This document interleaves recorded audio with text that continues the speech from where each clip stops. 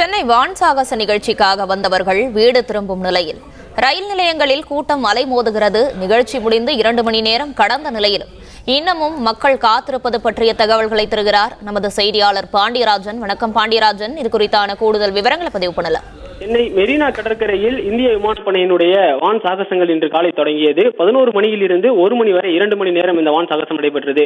குறிப்பாக 1 மணிக்கு நிறைவு பெற்றிருக்கக்கூடிய இந்த வான் சாகச நிகழ்ச்சிக்கு பிறகு மெரினா கடற்கரையிலிருந்து மக்கள் கூட்டமாக அவர்களுடைய வீடுகளுக்கு செல்வதற்காக வெளியேற தொடங்கி இருக்கிறார்கள்.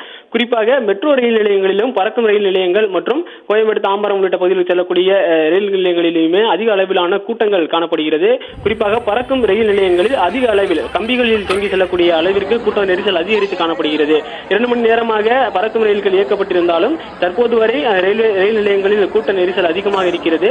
குறிப்பாக வேளச்சேரி செல்லக்கூடிய அந்த ரயில் நிலையங்களில் கூட அதிக அளவிலான கூட்டங்கள் காணப்படுகிறது. குறிப்பாக பறக்கும் ரயிலினுடைய தண்டவாளங்களில் பொதுமக்கள் நடந்து செல்லக்கூடிய காட்சிகளை நம்மால் பார்க்க முடிகிறது. தண்டவாளங்களில் பொதுமக்கள் நடந்து செல்வதன் காரணமாக பறக்கும் ரயில்கள் மெதுவாக இயக்கப்பட்டு வருகிறது. மெட்ரோ ரயில் நிலையங்களை பொறுத்தவரைக்கும் கூட்டம் அதிக அளவில் காணப்பட்டாலும் 3.5 நிமிட இடைவெளியில் மெட்ரோ ரயில்கள் இயக்கப்படும் என மெட்ரோ நிர்வாகம் தெரிவித்தது. அதன் அடிப்படையில் தற்பொழுது 3 நிமிட இடைவெளியில் மெட்ரோ ரயில்கள் இயக்கப்பட்டிருக்கிறது. மக்கள் தங்களுடைய வீடுகளுக்கு செல்வதற்காக வாகனங்களை கொண்டு வந்திருந்தாலும் கோபாலபுரம் உள்ளிட்ட பகுதிகளில் அவருடைய வாகனங்கள் நிறுத்த வேண்டிய சூழல் இருந்தது. கோபாலபுரம், கலைவாணர் அரங்கம், சேப்பாக்கம் உள்ளிட்ட பகுதிகள் மற்றும் ராஜரத்னம் அரங்கத்தில் இருக்கக்கூடிய அந்த பகுதியில் வாகன நிறுத்தமிடங்கள் ஏற்பாடு செய்யப்பட்டிருந்தது. மக்கள் மெரினா கடற்கரையில் இருந்து அவர்கள் வாகனங்களை நிறுத்தி இருக்கக்கூடிய இடங்களுக்கு நடந்து வருவதற்கு அதிக அளவிலான கூட்டங்கள் காணப்படுகிறது.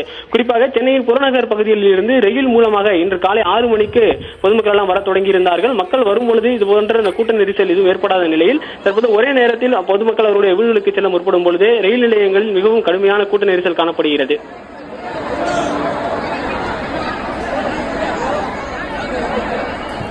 விரிவான விவரங்களை வழங்கியமைக்கு நன்றி பாண்டியராஜன்.